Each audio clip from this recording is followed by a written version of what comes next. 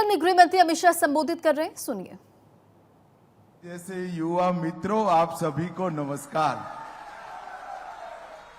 ഇന്ന് ആർക്ക് വേണ്ടിയാണോ ഇവിടെ ഞാൻ നിങ്ങളോട് അഭ്യർത്ഥിക്കാൻ വന്നിരിക്കുന്നത്, എന്റെ പ്രിയങ്കരിയായ സഹോദരി ശോഭ സുരേന്ദ്രൻ, അതുപോലെ തന്നെ ആലപ്പുഴയിൽ ഇവിടെ എത്തിച്ചേർന്നിരിക്കുന്ന സഹോദരന്മാരെ, അമ്മമാരെ, സഹോദരിമാരെ, അതുപോലെ ഈ രാജ്യത്തിന് വേണ്ടി നിലകൊള്ളുന്ന എന്റെ യുവ സുഹൃത്തുക്കളെ, भाई और बहनों, सबसे पहले अंबाला पूजा मंदिर, मन्नार साला नागराज मंदिर और वेंकटेचलपति मंदिर को प्रणाम कर कर मेरी बात की शुरुआत करना चाहता हूं।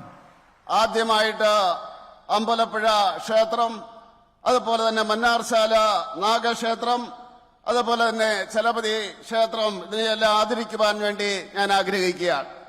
मैं मलयाली भाषा में नहीं बोल सकता, इसलिए सभी केरल के भाई बहनों की क्षमा मांगकर मेरी बात की शुरुआत करना चाहता हूं। ഞാൻ മലയാളത്തിൽ സംസാരിക്കുവാൻ എനിക്ക് സാധിക്കില്ല. അതുകൊണ്ട് കേരളത്തിലെ ഈ ജനങ്ങളോട് ക്ഷമ ചോദിച്ചുകൊണ്ട് ഞാൻ ആരംഭിക്കുകയാണ്. मित्रों, आप शोभा जी को वोट करने के लिए यहां आए हैं। मैं एक बात अल्पुया वाले सारे भाइयों बहनों को बताना चाहता हूं, शोभा जी के नाम के सामने जो कमल के निशान है, उस पर दिया हुआ एक एक वोट नरेंद्र मोदी जी को प्रधानमंत्री बनाने वाला है।